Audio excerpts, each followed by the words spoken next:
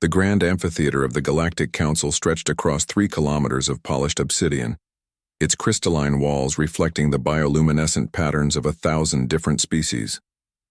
Ambassador Sarah Chen stood at the human delegation's modest platform, her Navy uniform a stark contrast to the elaborate ceremonial garments worn by representatives of the elder civilizations. The weight of humanity's first petition to join the Council pressed heavily on her shoulders. High Chancellor Vex Thara of the Zephyrian Empire raised one of his 4 arms, his chitinous exoskeleton catching the ambient light as he gestured dismissively toward the human contingent. His voice resonated through the chamber's translation matrix, carrying undertones of condescension that needed no interpretation. Esteemed Council members, we gather today to address the amusing request from this primitive species calling itself humanity, Vex Thara began, his mandibles clicking in what passed for laughter among his kind.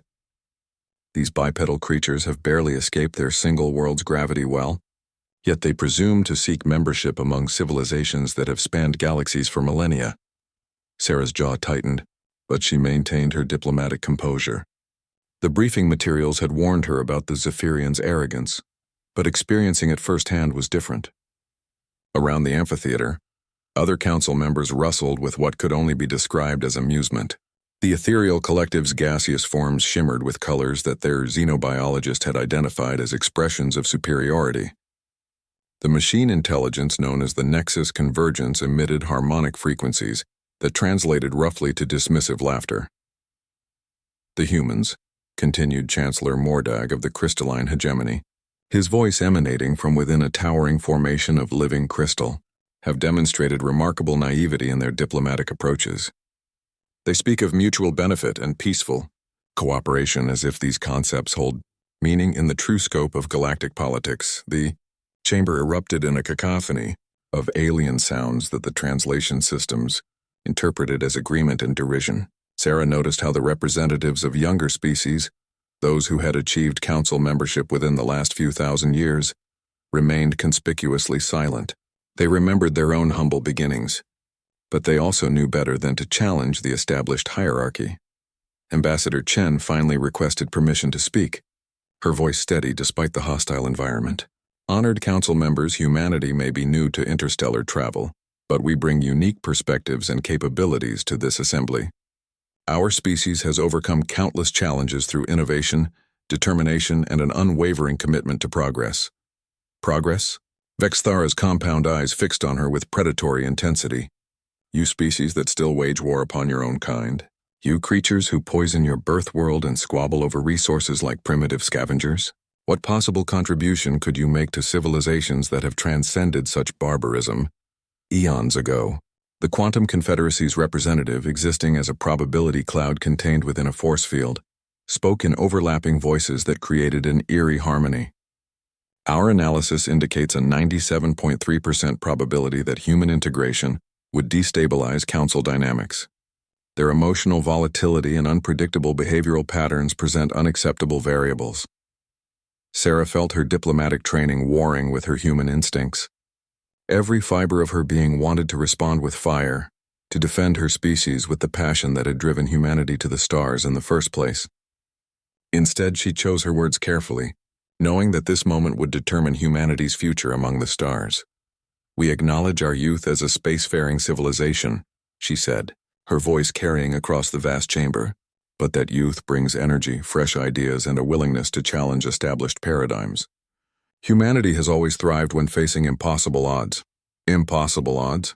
The question came from Overlord Cassandra of the Void Dominion, a being of pure psychic energy inhabiting a mechanical shell. You speak as if your species has faced true adversity. You know nothing of the wars that shape this galaxy, nothing of the forces that lurk in the spaces between stars. Your kind has never faced extinction at the hands of entities beyond your comprehension. The council chamber fell silent, the weight of eons pressing down upon the assembly. Sarah realized that beneath their arrogance, these ancient civilizations carried scars from conflicts that predated human civilization itself. They had survived by becoming rigid, by establishing rules and hierarchies that kept chaos at bay. Perhaps, she said quietly, that's exactly why you need us. The response was immediate and overwhelming. Laughter, scorn, and outright hostility filled the chamber as the galactic elite reacted to what they perceived as supreme audacity from a species barely capable of faster-than-light travel. Vexathara rose to his full height, his exoskeleton plates shifting to display threat patterns. Enough of this foolishness. The Zephyrian Empire moves to not only deny humanity's petition for council membership, but to impose immediate restrictions on their expansion beyond their home system. These creatures require guidance before they contaminate the civilized galaxy with their primitive ways. The vote was swift and decisive. Every major power supported the motion, while the younger species abstained rather than risk the elder civilization's wrath. As the voting concluded, Sarah noticed something that chilled her more than the rejection itself. In the eyes and sensory organs of the council members, she saw not just dismissal but genuine contempt. They didn't see humans as potential allies or even worthy opponents. They saw them as pests to be contained. As the session concluded and the various delegations began to disperse, Sarah gathered her materials with steady hands. Her aide, Lieutenant Commander Torres, leaned close and whispered, "Ambassador, what do we tell Earth?" Sarah looked out at the departing council members, beings of immense power and ancient wisdom, who had just made what she suspected would prove to be a catastrophic miscalculation. They had studied humanity's technology, analyzed their military capabilities, and reviewed their diplomatic overtures.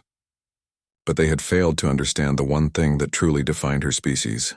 "We tell them the truth," she replied, her voice carrying a note that Torres had never heard before.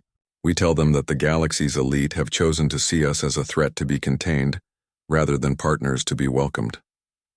And then we let them decide how humanity should respond to that choice." As they walked through the corridors of the council station, Sarah couldn't shake the feeling that the galaxy's power structure had just lit a fuse, whose length they couldn't possibly measure.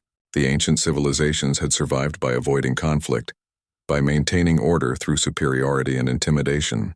They had forgotten that some species, when cornered, don't simply submit. Some species fight back. Admiral Marcus Rodriguez stood before the holographic display in the war room, deep beneath Geneva's mountains, watching as red warning indicators spread across humanity's colonial territories like a digital plague. The Council's containment protocols had been implemented with ruthless efficiency, and the results were already devastating human expansion efforts across known space. "Report," he commanded, his weathered face illuminated by the harsh glow of tactical displays. Captain Elena Vasquez stepped forward, her expression grim. "Sir, the blockade is complete.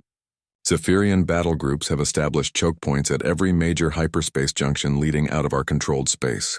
The crystalline hegemony has begun constructing what they're calling stabilization fields around our outer colonies, effectively trapping our populations on-world." The Admiral's hands clenched behind his back as he absorbed the scope of the galactic power's response. What had started as diplomatic rejection had escalated into systematic imprisonment of an entire species. The ancient civilizations weren't content to simply deny humanity a seat at their table.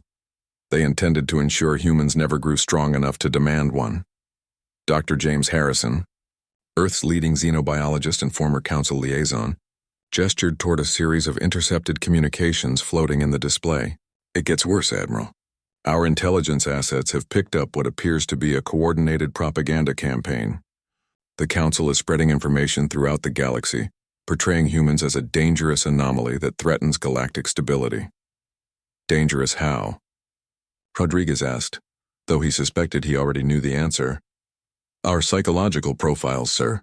They've identified human traits like emotional volatility, unpredictable aggression, and irrational attachment to individual freedom as fundamental threats to their established order." Harrison pulled up a translation of a Zephyrian military briefing. "According to their analysis, humans represent a chaos variable that could inspire unrest among the younger council species." Rodriguez almost smiled at the bitter irony. The galaxy's rulers were afraid not of humanity's weapons or technology, but of their ideas. The ancient civilizations had achieved stability through rigid hierarchies and absolute control. The concept of a species that valued individual liberty and questioned authority was indeed a threat to everything they had built. Commander Sarah Chen, recently returned from her diplomatic mission, entered the war room with urgent intelligence reports. Her diplomatic composure had been replaced by the focused intensity of a military officer preparing for conflict. "Admiral, we've received word from our colonies in the Kepler sector. Zephyrian forces have begun what they're calling administrative oversight of human settlements. They're monitoring all communications, controlling resource allocation, and implementing what can only be described as martial law." The tactical display updated to show the full scope of the containment effort. Humanity's 17 established colonies and 43 research outposts were now effectively under alien occupation. Trade routes had been severed, communication networks monitored, and any attempt at expansion beyond designated boundaries met with overwhelming force. "Sir," interrupted Lieutenant Zhang from the communication station, "we're receiving a priority transmission from Colony Prime in the Centauri system." The hologram shifted to display Governor Patricia Wells, her face streaked with dirt and her emergency bunker's lights flickering ominously behind her. The transmission was heavily encrypted and clearly being sent under dangerous conditions. "Earth Command, this is Colony Prime. The crystalline hegemony has deployed what they call pacification drones throughout our settlements. They're not just monitoring us, they're actively suppressing what they consider disruptive behavior. Anyone who speaks out against the new restrictions disappears into crystalline holding matrices. We've lost nearly 200 citizens in the past week alone." Rodriguez felt something cold settle in his stomach. The galaxy's civilized species weren't just containing humanity. They were beginning to erase the very qualities that made humans human. "Governor Wells, what's the status of your defensive capabilities?" "Minimal, sir. Our security forces were never designed to fight crystalline war constructs. These things adapt to our weapons in real time and seem immune to conventional tactics. But Admiral..." Wells leaned closer to the camera, her eyes reflecting a determination that Rodriguez recognized from his own mirror. "The colonists aren't breaking. They're getting angry." Before Rodriguez could respond, the transmission cut to static. The hegemony had detected their communication and severed the link. Dr. Harrison cleared his throat nervously. "Admiral, there's something else. Our deep space monitoring stations have detected massive fleet movements from multiple Council species. It appears they're not content with simple containment." The display zoomed out to reveal the true scope of the galactic response. Battle fleets from the Void Dominion, the Ethereal Collective, and the Nexus Convergence were converging on human space from multiple vectors. This wasn't just a blockade. It was preparation for what military analysts would later call a sterilization operation. "They're not planning to keep us contained," Rodriguez realized with growing horror. "They're planning to eliminate us entirely." The war room fell silent as the implications sank in. Humanity had sought membership in a galactic community, and instead it triggered what appeared to be a coordinated extinction campaign by civilizations possessing technology beyond human comprehension. Captain Vasquez broke the silence. "Sir, what are your orders?" Rodriguez stared at the tactical display for a long moment, watching as the red indicators representing hostile forces continued to multiply. The rational response would be to negotiate, to find some accommodation that would satisfy the galactic power's concerns about human expansion. But rationality, he realized, was exactly what these ancient civilizations expected from a properly contained species. "Captain, initiate Protocol 7. Begin immediate recall of all deep space assets to Sol system defense positions." He paused, his next words carrying the weight of species-defining decisions. "And activate the Prometheus projects." A ripple of shock ran through the war room. The Prometheus projects were humanity's most classified military research initiatives, experimental weapons and defense systems that had been deemed too dangerous for peacetime development. They represented humanity's darkest military imagination unleashed without the constraints of galactic diplomacy. "Sir," Dr. Harrison said quietly, "if we activate Prometheus, there's no going back. The Council will see it as proof that we're exactly the threat they claim we are." Rodriguez turned to face his staff, and they saw something in his expression that made several of them step back involuntarily. It wasn't rage or fear. It was the cold calculation of a predator that had just realized it was being hunted. "Doctor, they've already decided we're a threat. They've imprisoned our colonies, disappeared our citizens, and are preparing to eliminate our species entirely." His voice carried across the war room with quiet intensity. "The only question now is whether we die as the civilized species they want us to be, or we show them why their fears about humanity were completely justified." as alarm klaxons began sounding throughout the facility, signaling the activation of humanity's most desperate contingencies. Rodriguez looked one last time at the tactical display. The ancient civilizations had made a critical error in judgment. They had studied human technology and dismissed human capabilities, but they had failed to understand human nature when faced with extinction. They were about to learn that some species, when pushed to the brink of annihilation, don't simply fade away. Some species become something far more dangerous than anyone could have imagined. Deep beneath the Siberian ice sheet, in a facility that officially didn't exist, Dr. Yuki Tanaka watched as humanity's most carefully guarded secrets came online for the first time. The Prometheus complex stretched for kilometers underground, its corridors lined with research labs that had been sealed for decades pending, a crisis that the facility's designers had hoped would never come. Prometheus. Alpha is showing green across all systems, reported her chief technician, his voice tight with barely controlled excitement and terror. Neural interface matrices are stable, combat algorithms are initializing, and the quantum entanglement communicators are establishing links with all deployed units. Tanaka nodded grimly as she observed the central chamber where humanity's answer to galactic extinction lay dormant in crystalline suspension pods. Each pod contained what appeared to be a human form, but these weren't quite human anymore. The Prometheus soldiers had been volunteers, warriors who had agreed to undergo genetic and cybernetic modifications that pushed the boundaries of what the human form could endure. "How many are ready for deployment?" she asked, though part of her dreaded the answer. 57 Alpha units, Admiral," came the response from Major Hassan, the facility's military liaison. Each one represents the pinnacle of human military enhancement technology. Enhanced reflexes, integrated weapon systems, tactical processing capabilities that border on precognitive, and most importantly, he paused, his expression darkening. Psychological modifications that eliminate hesitation, fear, and moral constraints during combat operations.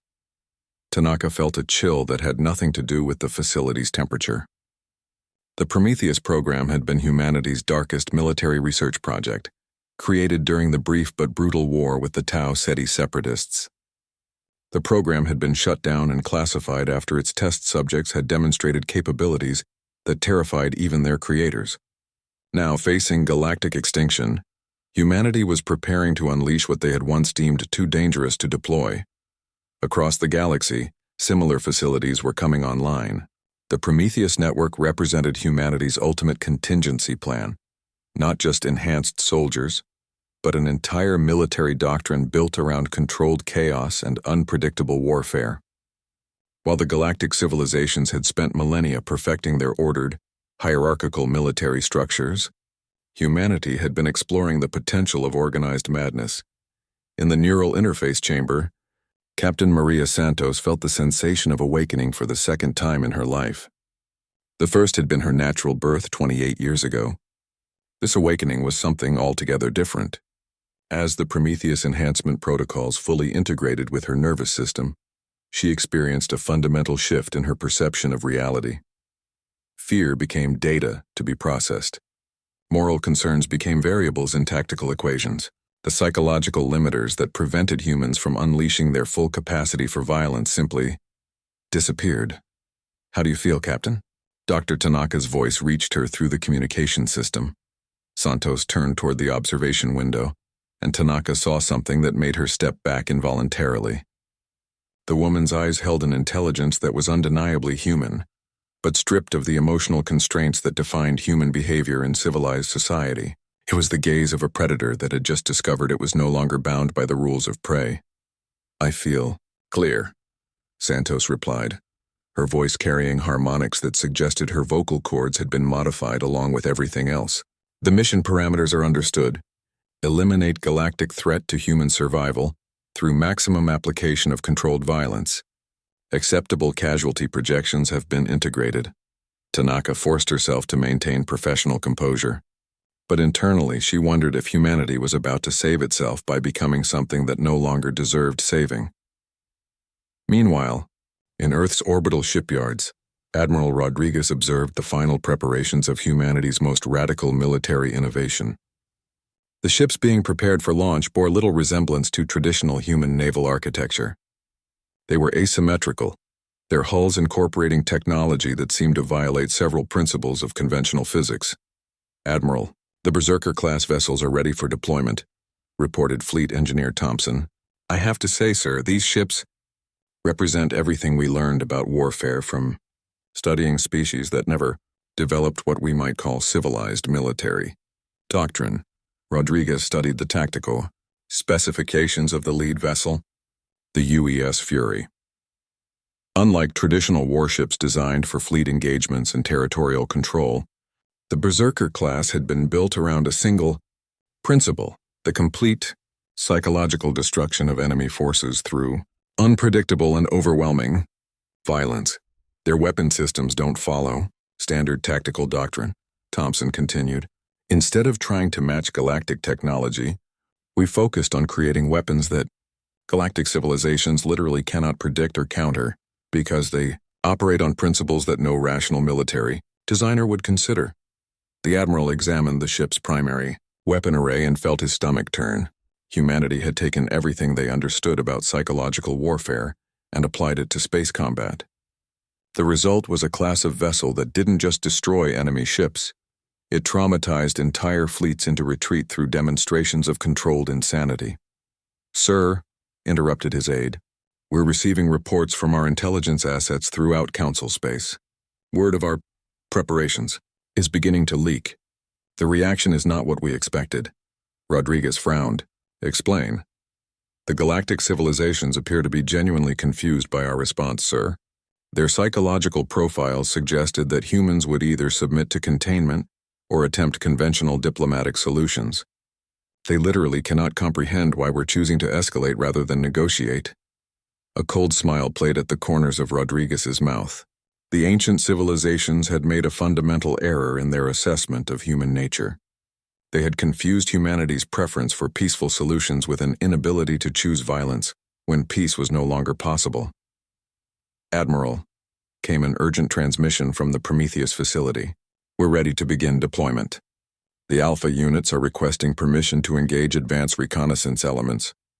Rodriguez looked out at the fleet of impossible ships surrounding Earth, each one crewed by humans who had volunteered to become something beyond human limitations. In the depths of space, hostile fleets from civilizations spanning millennia were approaching with the intention of eliminating his species entirely. "Permission granted," he said quietly. "Prometheus Alpha units are cleared for unrestricted engagement." "Rules of engagement are—" "There are no rules of engagement. Make them understand that they chose this path." As the first Prometheus transport ships launched from Earth's surface, carrying their enhanced cargo toward the edges of human space, Rodriguez wondered if the galaxy's ancient civilizations had ever encountered a species that responded to existential threats not with desperation, but with calculated savagery. In the depths of space, sensors aboard Zephyrian battlecruisers detected the approaching human vessels. The readings made no sense according to established military doctrine. The ships moved in patterns that seemed random.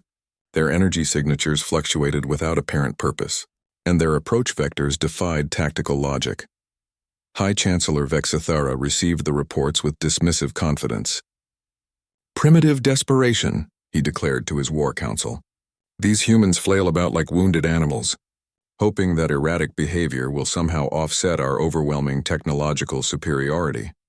None of the ancient military minds aboard his flagship could conceive that humanity's apparent chaos was, in fact, the most sophisticated weapon they had ever developed. The galactic civilizations were about to learn that there were forms of warfare that transcended technology and tactics. They were about to encounter organized madness guided by human intelligence, and discover that some battles were won not by the side with superior weapons, but by the side willing to become something their enemies could never predict or understand. The Zephyrian patrol fleet, designated Containment Force Tertius, maintained perfect formation as it approached the outer boundaries of human-controlled space near the Wolf 359 system. Commander Zekai reviewed the tactical data with the confidence born of 10,000 years of military tradition. His force of 12 heavy cruisers represented more firepower than the entire human space navy could theoretically deploy. Sensors detect 3 human vessels approaching. "Commander," reported his tactical officer. Configuration unknown. Their approach pattern appears chaotic. Zekai's mandibles clicked in amusement. Desperation makes even prey species dangerous, Lieutenant. Maintain formation and prepare to demonstrate why the Council's containment protocols serve the greater good. What the Zephyrian sensors couldn't properly interpret was that the three approaching vessels weren't operating under conventional military doctrine. The lead ship, designated Prometheus Alpha 7, carried Captain Maria Santos and 11 other enhanced soldiers who had volunteered to become humanity's answer to galactic extinction. Santos stood in the ship's combat center, her enhanced neural systems processing tactical data at speeds that would have overwhelmed unmodified human consciousness. But more than processing speed, the Prometheus enhancements had fundamentally altered her psychological relationship with violence and survival. Target assessment complete, she announced to her team. Enemy formation follows classical hierarchical engagement doctrine. They expect us to either flee or engage in conventional ship-to-ship combat. Her second-in-command, Lieutenant Torres, reviewed their weapon systems with cold efficiency. Psychological warfare protocols are armed and ready, Captain. Shall we demonstrate why the Council's fear of human unpredictability was completely justified? Santos smiled, and the expression would have terrified any human who still retained normal emotional responses. Execute Scenario 17. Let's show them what happens when prey stops playing by predator rules. The first indication that something was wrong came when the human ship suddenly accelerated past theoretical safety limits, their hulls glowing from stress that should have torn them apart. But instead of closing for traditional engagement, they began moving in patterns that violated every principle of space combat doctrine. Commander, the Zephyrian tactical officer's voice carried notes of confusion. The human vessels they're not following any recognizable attack pattern. One ship is spinning along 3 axes while firing in random directions. Another appears to be deliberately ramming debris fields to create unpredictable trajectory changes. Zekai watched his tactical displays with growing alarm.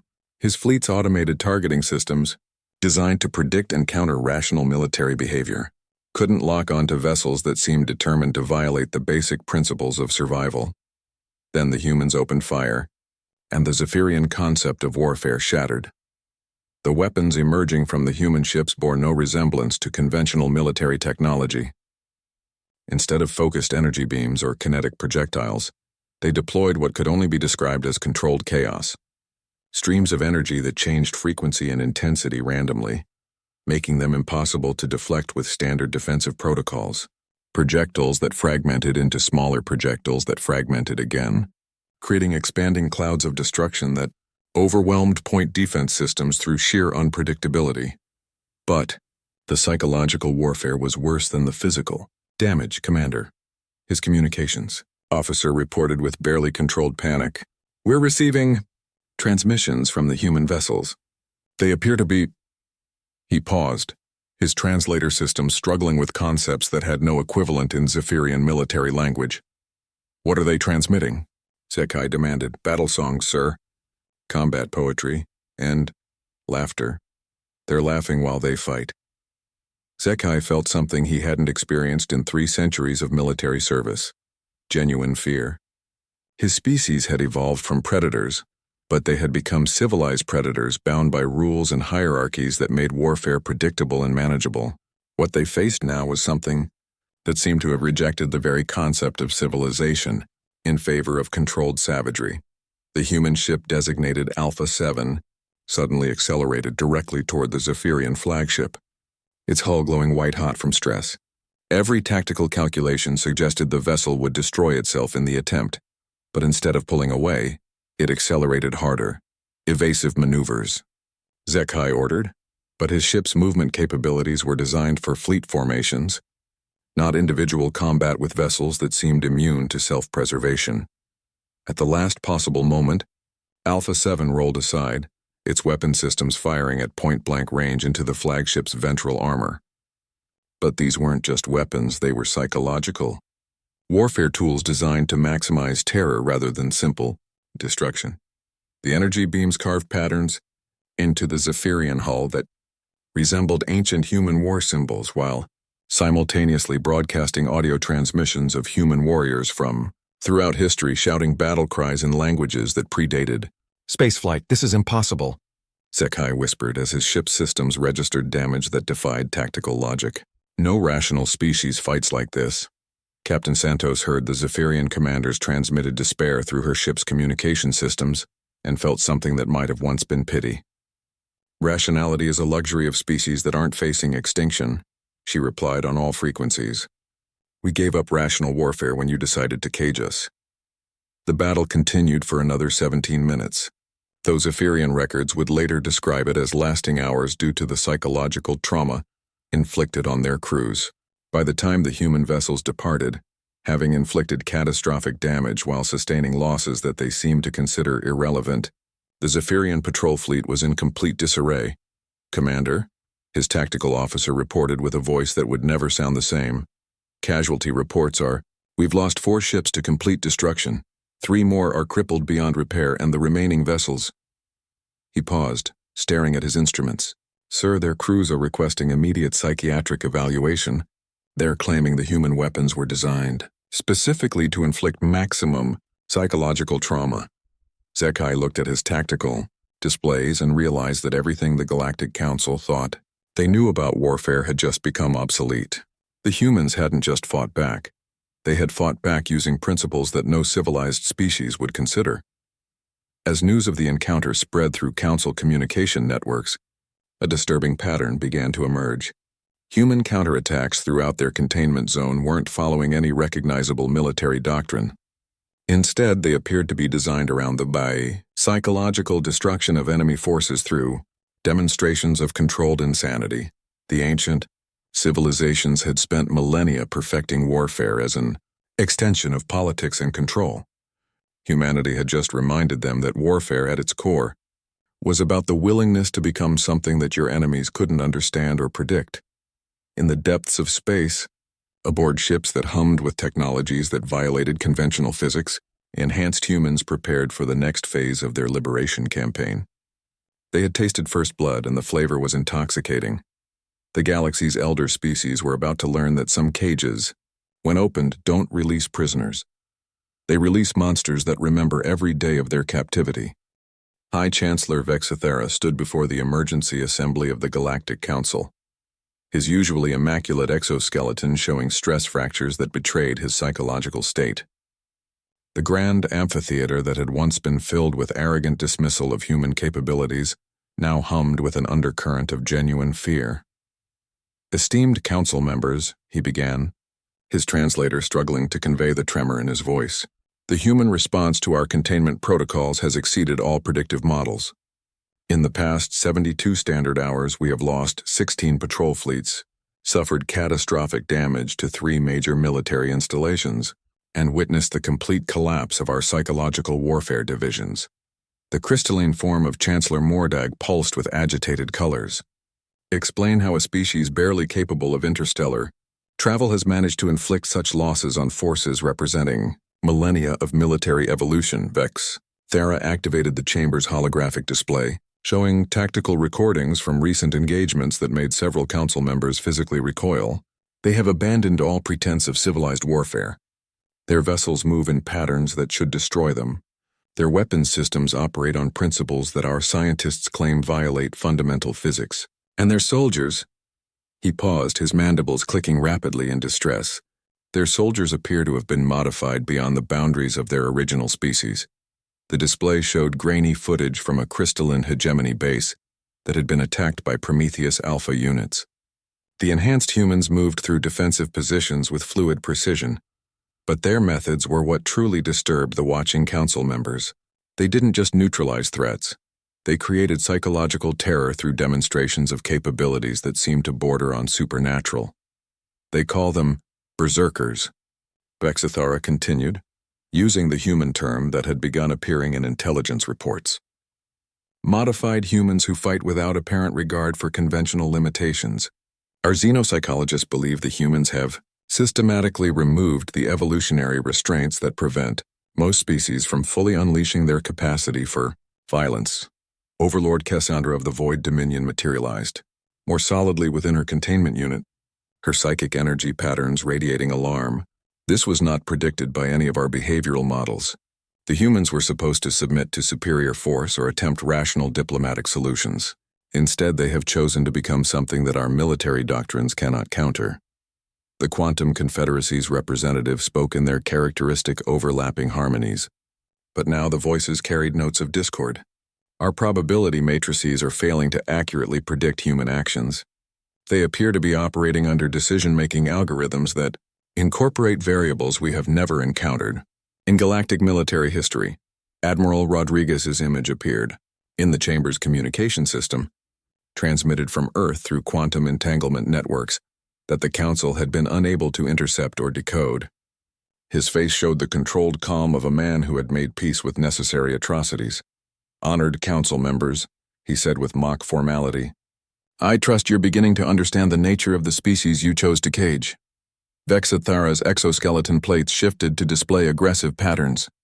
"Human Admiral, your species has violated every principle of civilized warfare.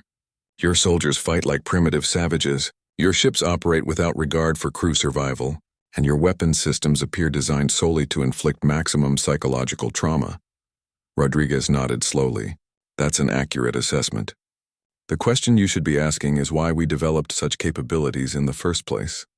"Explain your barbaric methods," demanded Chancellor Mordag, his crystalline form resonating with harmonic frequencies that translated as outrage. "It's simple," Rodriguez replied, his voice carrying across the chamber with quiet intensity. "You studied our technology, analyzed our military capabilities, and concluded that we could be contained through superior force. But you made a critical error in your assessment." The chamber fell silent. Ancient minds focused on the human Admiral who had somehow managed to turn their carefully planned containment into a nightmare of unpredictable violence.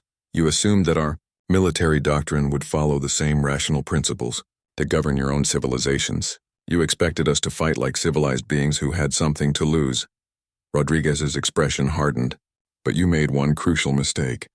You declared war on a species that considers individual freedom more important than individual survival." The holographic display updated to show the true scope of human military mobilization. The Council members watched in growing horror as they realized the full extent of what they had triggered. Every human colony, research station, and orbital facility had been transformed into a military asset. More disturbing still, civilian populations were volunteering for combat. Modification at rates that defied rational explanation. Our Berserker program represents the weaponization of human psychological traits that you dismissed as primitive emotional volatility, Rodriguez continued. "When faced with extinction, humans don't simply become desperate. We become something that transcends the normal limitations of our species." To demonstrate his point, the transmission showed footage from the liberation of Colony Prime in the Centauri system. Prometheus Alpha units moved through crystalline hegemony positions like living weapons, their enhanced capabilities allowing them to adapt to alien technology in real time. But more than their physical modifications, their psychological programming made them something that galactic military doctrine had never encountered. They fought with the calculated precision of machines combined with the unpredictable creativity of enhanced human intelligence. They turned defensive positions into psychological warfare laboratories, using captured alien technology in ways that its creators had never imagined possible. Your containment fields became prison cells for your own forces, Rodriguez observed as the footage showed crystalline constructs being systematically dismantled by humans who had learned to think like living viruses within organized systems. Your soldiers, trained for millennia of predictable warfare, couldn't adapt to enemies who treated every rule of engagement as a suggestion to be creatively violated. The ethereal collective's gaseous form shimmered with colors that their xenobiologists had never catalogued, frequencies that suggested existential terror. "This cannot continue. Your species threatens the fundamental order that has maintained galactic peace for 50,000 years. "Peace," Rodriguez repeated, and his laughter was colder than the void between stars. "You call systematic oppression and species containment peace. You've created a galaxy where younger civilizations live in fear of challenging established hierarchies, where innovation is suppressed in favor of maintaining your power structures." The transmission shifted to show strategic assessments that made the council members realize the true scope of their miscalculation. Human forces weren't just fighting for survival.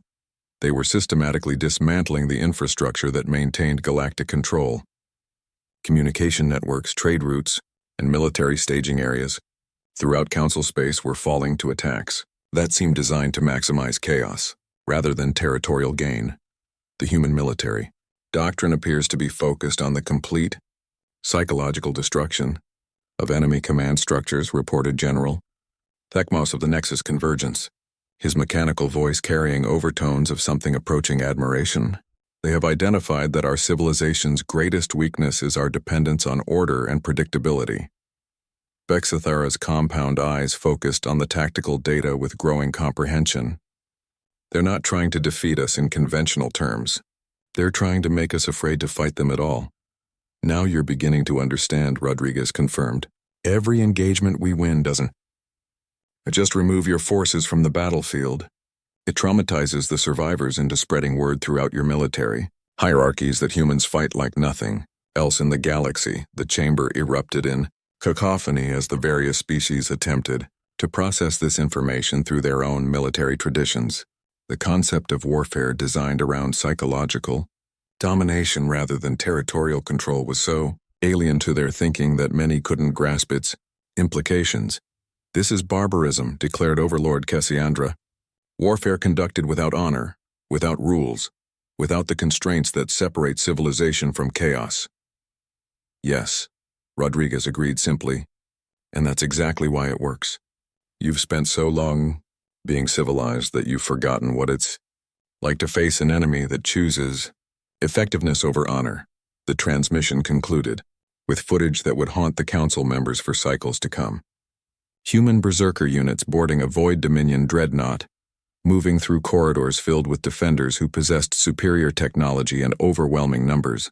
But the humans fought with a combination of enhanced capabilities and psychological programming that turned every engagement into a horror show of creative violence. They didn't just win, they made winning look effortless and inevitable, as if the outcome had been determined the moment they decided to stop being the civilized species the galaxy expected them to be. The silence in the Galactic Council chamber was deafening as Ambassador Sarah Chen entered for the second time in her diplomatic career. But this time, she wasn't arriving as a petitioner seeking membership among the galaxy's elite. She came as the representative of a species that had fundamentally altered the balance of power in known space through methods that still gave the ancient civilizations nightmares. The amphitheater, that had once been filled with arrogant dismissal, now hummed with nervous energy. Empty platforms marked where several council species had withdrawn entirely from galactic politics after suffering what human military analysts classified as complete psychological defeat.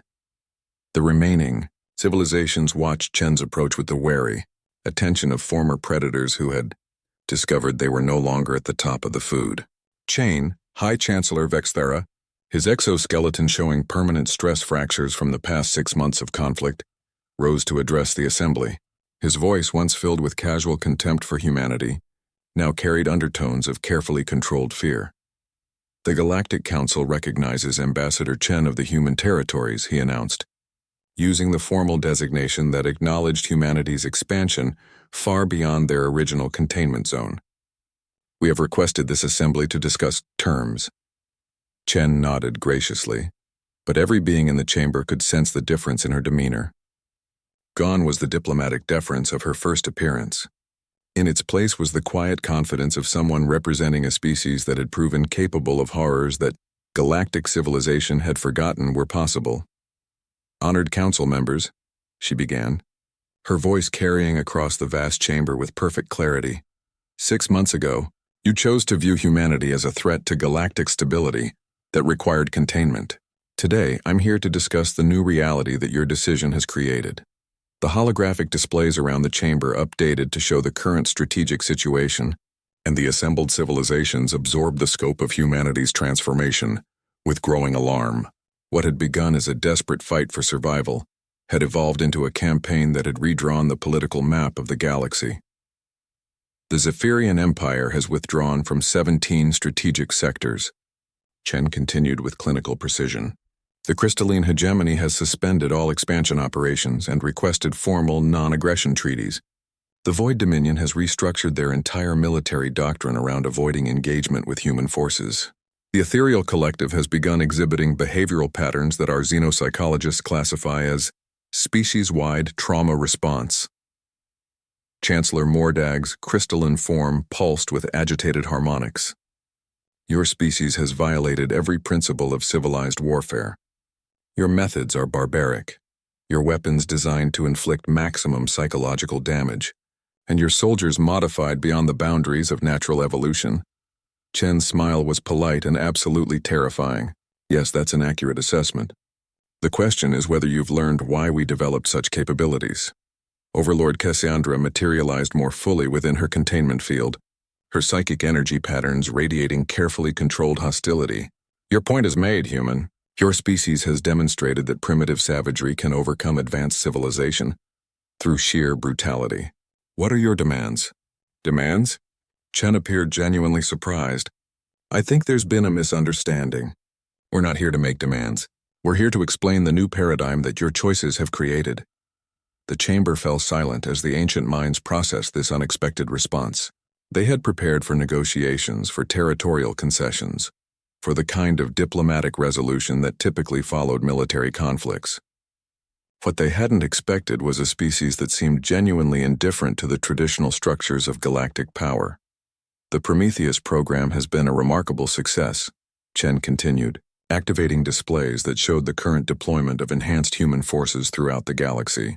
Our berserker units have demonstrated that psychological warfare can be more effective than any conventional military technology. But more importantly, they've proven that the constraints civilization places on warfare are entirely voluntary.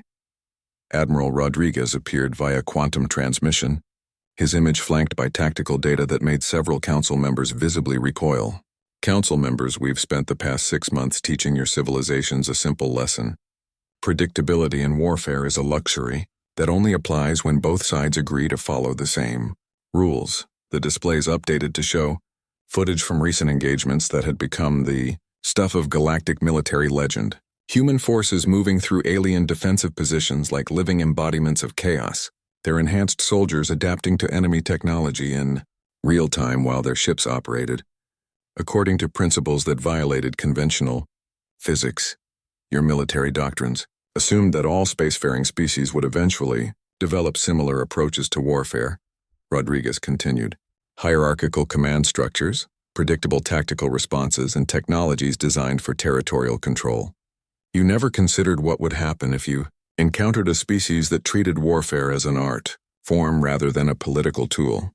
The Quantum Confederacy's representative spoke in overlapping harmonies that carried notes of resignation.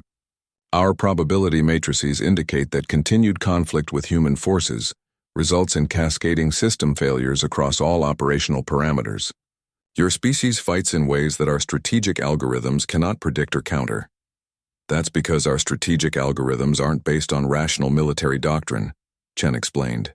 They're based on the accumulated knowledge of every human who ever fought against impossible odds and won through methods that their enemies couldn't understand or predict. The transmission shifted to show the broader implications of humanity's military revolution.